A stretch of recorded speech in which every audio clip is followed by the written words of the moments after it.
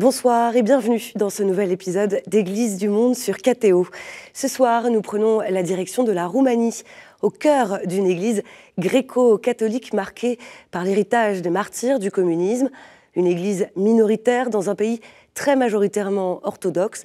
Elle doit aujourd'hui relever des défis, l'émigration d'une partie de ses fidèles, l'accueil de réfugiés ukrainiens depuis 2022 ou encore porter un témoignage de paix dans une société traversée par des tensions politiques et identitaires. Nous en parlerons avec notre invité, Monseigneur Mihai Fratila, évêque de l'éparchie gréco-catholique de Bucarest. Mais avant cela, quelques repères. La Roumanie est un pays de l'Est de l'Europe, sa capitale est Bucarest. Membre de l'OTAN depuis 2004, de l'Union européenne depuis 2007, la Roumanie a rejoint l'espace Schengen très récemment, au début de cette année 2025. Le pays est depuis 2022 fortement impacté par la guerre en Ukraine, dont il partage les frontières. Sa population est d'environ 19 millions d'habitants, auxquels s'ajoutent près de 200 000 réfugiés ukrainiens selon l'ONU. La grande majorité de la population roumaine est de confession orthodoxe. Le reste de la population se répartit essentiellement entre protestants et catholiques. Tout de suite, je retrouve mon invité.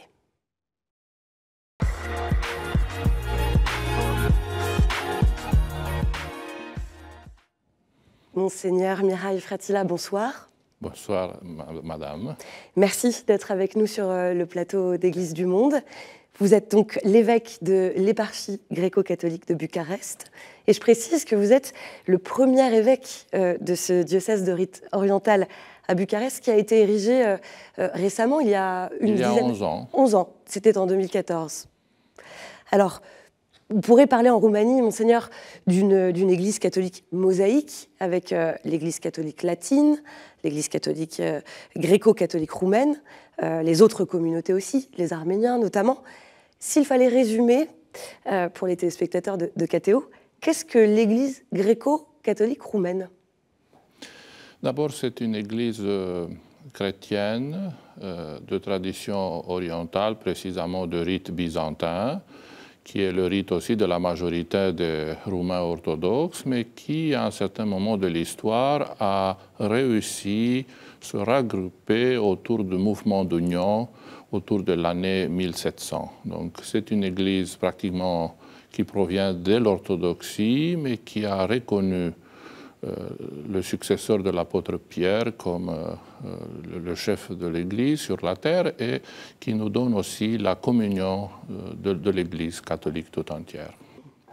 Alors, pour revenir sur l'histoire récente de cette Église gréco-catholique en Roumanie, une date, 1948, cette année qui signe, pour ainsi dire, l'arrêt de mort de l'Église gréco-catholique roumaine, puisque, Monseigneur, elle est supprimée par les autorités communistes.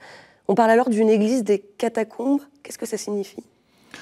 Parce que le régime ne voulait pas avoir une communauté qui partage enfin, le rite dominant des Roumains, mais qui échappe au contrôle de l'État.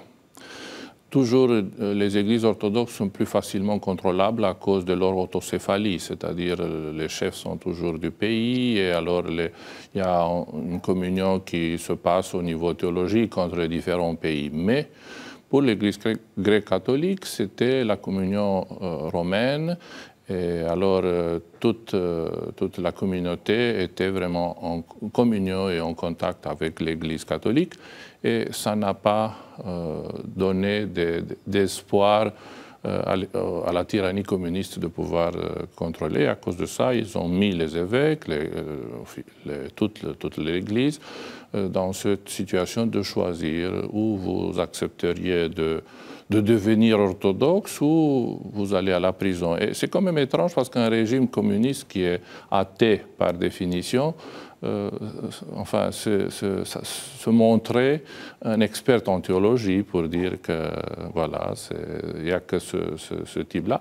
Et ça a marqué une division aussi dans les citoyens de notre pays, c'est-à-dire du peuple de notre pays, d'avoir un conflit qui était vraiment mis en scène par Staline pratiquement, parce que c'est lui qui a commandé aux autorités de procéder comme ils ont fait déjà en Ukraine en 1946. Puisque les fidèles ont eux aussi dû choisir. Voilà, ils ont inventé cette stratégie de ramasser des signatures sur des listes pour dire qu'on retrouve, ainsi dire, l'Église d'origine, c'est-à-dire l'Église orthodoxe. Mais des signatures ont été extorquées par la violence et par enfin, la force des agents de police, et par la terreur, par les menaces, etc. Alors, parfois, des papiers comme ça inventés, enfin, de zéro pour dire que les choses... Donc, ils ont essayé de donner une légalité formelle à cet acte. Et à la fin, après 4 mois, toute la stratégie a été dirigée par la police secrète. Et 4 mois après, ils ont pu constater que les fidèles, ainsi dire, se sont reliés à l'Église orthodoxe et ils ont constaté dans le moniteur officiel par une loi en disant l'Église gréco-catholique, ça n'existe plus en fonction. Donc c'était une farce. C'était une farce et alors ils n'ont jamais revenu sur cette décision. Donc c'est que dans 1989 que le régime est tombé, alors... Jusqu'à la chute de l'URSS. On ne pourrait pas mettre en discussion ce qu'ils ont combiné en 1948. Alors, je précise, on sera amené à en discuter, mais il y a 7 évêques martyrs qui ont été béatifiés, c'est en 2019 par le pape François. Monseigneur, comment cette mémoire de la clandestinité, des martyrs, justement, marque-t-elle aujourd'hui encore la vie ecclésiale? C'est un héritage très important et ce n'est pas une inclinaison vers la souffrance, parce que parfois nous avons des difficultés, n'est-ce pas, à surmonter des traces du passé. C'est un héritage très important parce que le cardinal Iuliu Hosu, qu'on célèbre ce jour-ci également à Paris, disait « Notre foi, c'est notre vie ». Et alors, avec un programme qui exprime d'une façon tellement claire et aussi sereine, c'est un héritage qu'il faut garder pour dire que se comporter, suivre la vie du Christ, c'est vraiment le grand désir d'un chrétien et c'est la vocation du royaume qu'il ne faut jamais perdre de vue. La liberté et la miséricorde en héritage? Oui, parce que le pape a très bien surpris dans son discours à Blage, en citant le cardinal Hosu, qui disait « Le Seigneur nous a fait entrer dans cette souffrance pour partager son pardon et sa bénédiction dans ces situations terribles de peine et parce que toute l'élite de la Roumanie a été mise dans les prisons et ils ont fait, par exemple, entre 1950 et 1955, dans une prison au nord de la Roumanie, juste près de la frontière avec l'Union soviétique, toute l'élite roumaine, et parmi cette élite, il y avait les évêques gréco-catholiques, pour dire qu'il y avait une espèce d'holocauste qui donnait aussi l'expression de, comme vous dites, de la liberté, l'amour de la vérité et aussi la confiance dans ce pouvoir de l'homme de recevoir la grâce et d'être fils et fille du Seigneur. Voilà. Alors, on en parlait cette année, c'est une année spéciale en Roumanie puisqu'elle est dédiée au bienheureux cardinal Iuliu Hosu, c'est donc l'un des martyrs de la foi. On célèbre en fait les 140 ans de sa naissance, là en 2025. Le pape Léon XIV, il l'a qualifié récemment d'apôtre de l'espérance. C'était lors d'une commémoration à la chapelle Sixtine. En quoi aujourd'hui encore cette figure, elle reste un témoin d'espérance pour l'Église et pour le peuple roumain? Vous savez, parmi les 7 évêques, le cardinal Hosu était dernier a terminé sa vie parmi nous, donc il est décédé en 1970. Alors, en résidence surveillée. En résidence surveillée dans un monastère orthodoxe. On voit d'ailleurs des images de la commémoration dans la chapelle Sixtine. Et c'est très important parce que les choix de sa vie, vivre l'esprit de l'Évangile, ça lui a permis aussi d'ouvrir son âme et sa vocation à ce que ça veut dire aussi le lien avec d'autres religions. Parce que cette année, à la chapelle Sixtine, on a commémoré, c'est vrai, la figure du cardinal Josu, que le Saint-Père a dit, c'est l'exemple pour tout chrétien, pour tout catholique, parce qu'il disait notre foi et notre vie, mais aussi qu'est-ce que ça veut dire dans la réalité de la société humaine.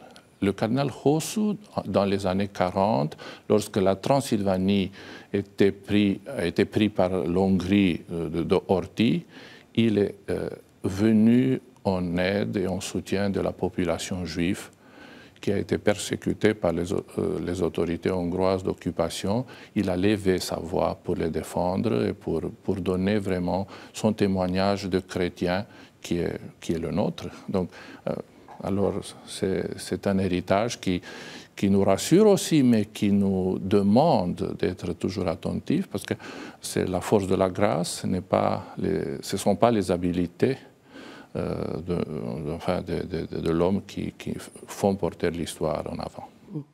Alors, je précise qu'un hommage à Monseigneur Josu a été programmé dans la cathédrale Notre-Dame de Paris lors de la divine liturgie de Saint Jean Chrysostome, célébrée en son honneur le 21 septembre. Alors, l'Église en Roumanie, aujourd'hui, elle est numériquement minoritaire. Monseigneur Frattila, comment vit-on et comment témoigne-t-on de la foi dans ce contexte ? On est aux marges de la catholicité, du point de vue historique et confessionnel. Donc, comme vous avez bien souligné, l'immense majorité des Roumains est orthodoxe. Mais il faut donner ce témoignage que le pape François, lors de sa visite, a très bien souligné. Marcher ensemble en regardant à ce qui nous fait unir et donner aussi ce témoignage de communion, de la catholicité. Le message du Christ est au-delà des frontières, des sensibilités d'une nation, et aussi avoir la disponibilité de mettre Christ aussi parmi les choses qui parfois nous divisent ou que nous avons eu des histoires délicates par la force des situations, et donner aussi ce sens de l'espoir. Parce qu'une église, l'église de rite latin a été aussi persécutée, même si elle a pu célébrer publiquement, elle était surveillée par la police secrète, donc elle a eu aussi une vie de témoignages et de confessions. Et alors, faire que cet héritage soit vraiment un héritage d'espoir pour les générations à venir. Vous avez fait le souvenir des temps des Roumains qui sont à l'étranger pour trouver une dignité de leur travail, de leur capacité, de leurs compétences, mais rester en communion avec une culture chrétienne qui nous pousse vraiment à ce témoignage très sérieux et très ancré, voilà, dans l'héritage des martyrs. Monseigneur, selon vous, la contribution de l'Église à la société roumaine aujourd'hui, quelle est-elle ? D'abord, ce sens de l'héritage de la liberté. Parce que, vous voyez, d'abord, c'est une liberté d'esprit, liberté intérieure, mais là, la situation historique, la Roumanie, c'est un pays qui est né au carrefour des empires, donc on est habitué un peu à se laisser gêner par les situations délicates. Donc, cet héritage de liberté, il faut le réclamer toujours, avoir le sens de l'honnêteté et de la vérité dans la société. L'Église doit toujours souligner cela et avoir aussi cette sensibilité pour aider ceux qui sont moins avantagés par la vie. Vous avez évoqué aussi les réfugiés ukrainiens. Dans le passé, le régime prêchait l'égalitarisme, mais ça n'existe pas dans la société humaine qui est touchée par le péché. Mais être volontaire, être charitable, venir en soutien de ceux qui en souffrent. Alors ça, c'est une grande découverte, parce que l'Église s'est retrouvée en 1989, après la chute du communisme, avec ce sens de volontariat très très faible, parce que la seule chose qui était personnelle, c'était du privé. On disait partout que tous les biens appartiennent au peuple, etc., mais c'était la grande mensonge.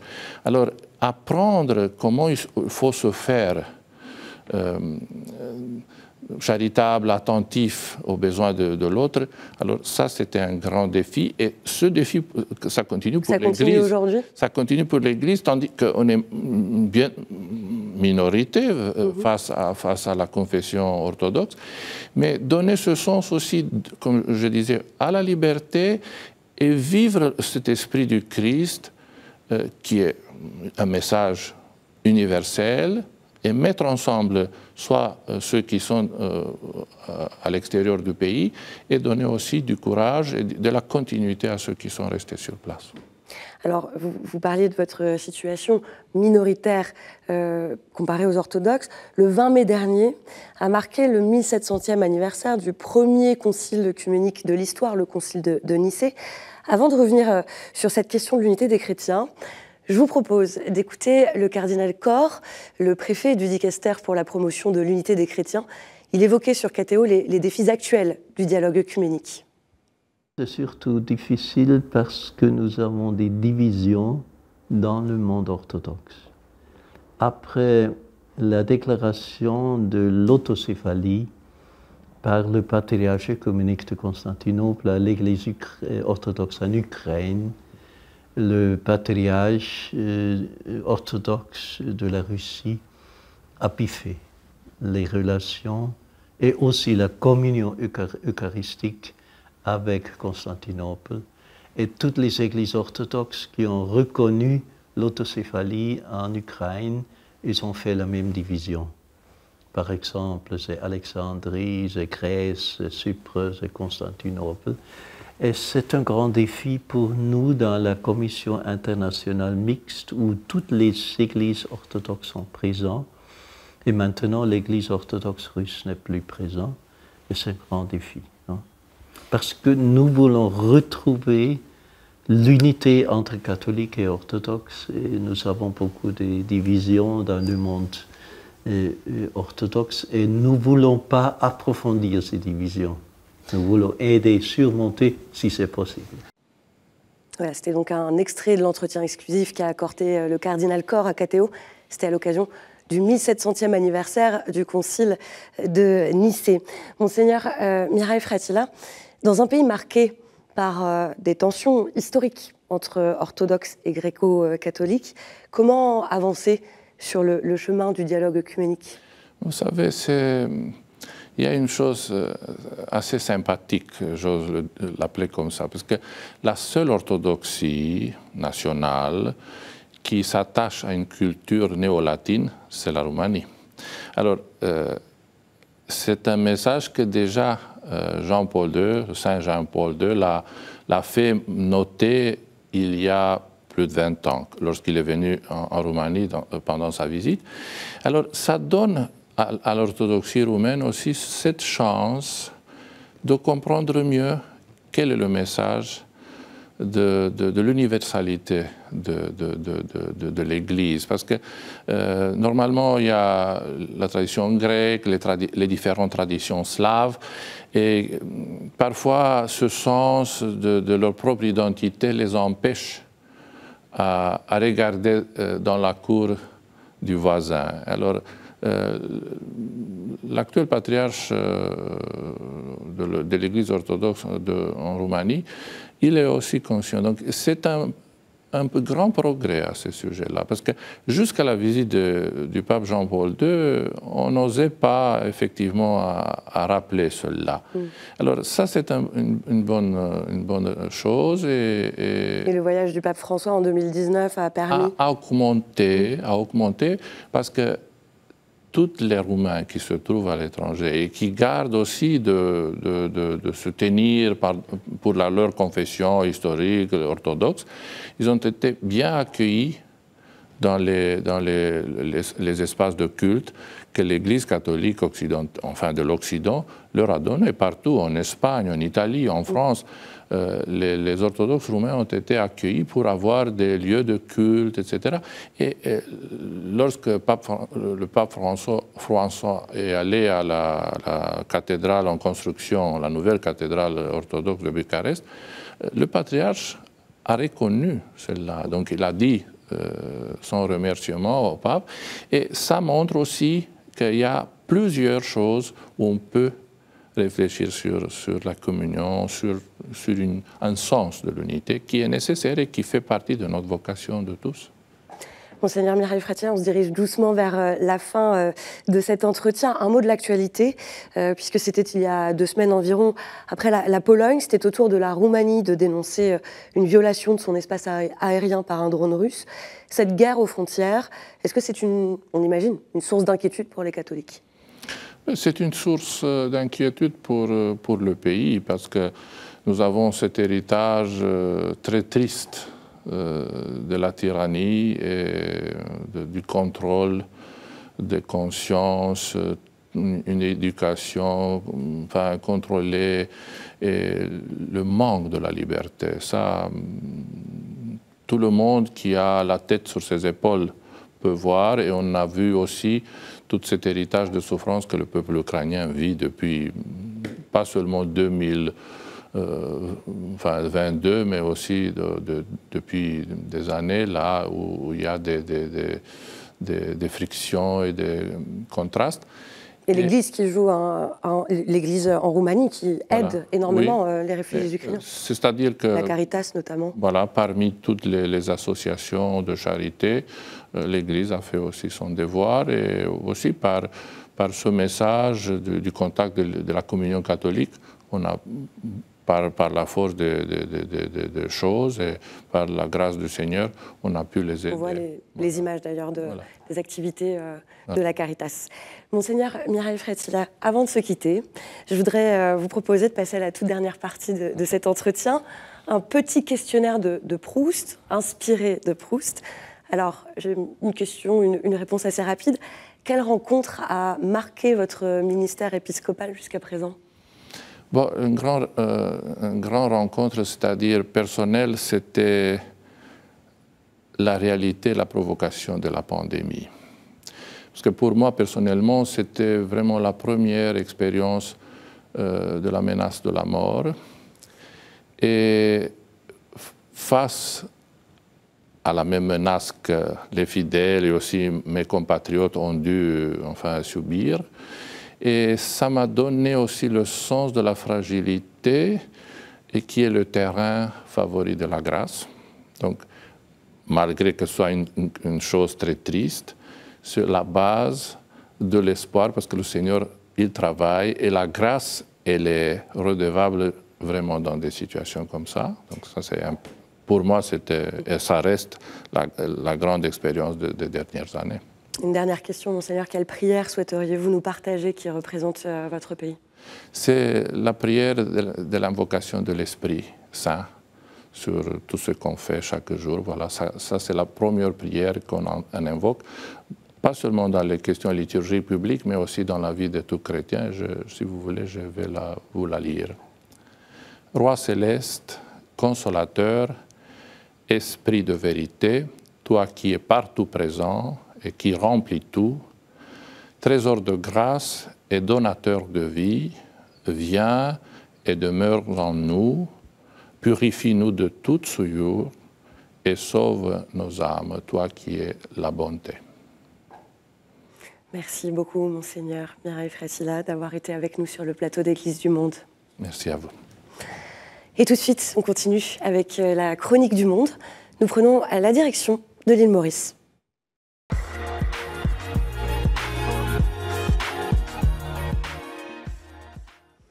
On retrouve cette semaine Yannick Basile, laïc catholique, à Port-Louis. Donne un poisson à un homme, il mangera un jour. Apprends-lui à pêcher, il mangera toute une vie. Ce proverbe illustre bien la vision qu'entreprend Caritas dès les années 80. Le but, sortir de l'assistanat pour aller vers le développement intégral de la personne.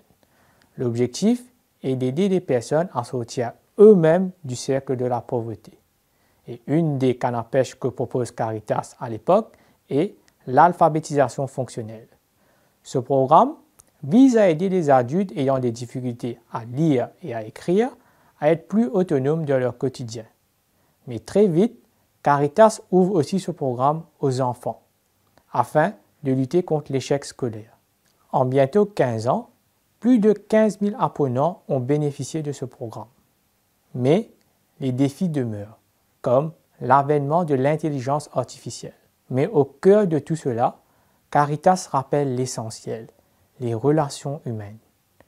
Car le programme d'alphabétisation fonctionnelle est avant tout un bénévole qui accompagne avec patience un apprenant vers une nouvelle étape de sa vie.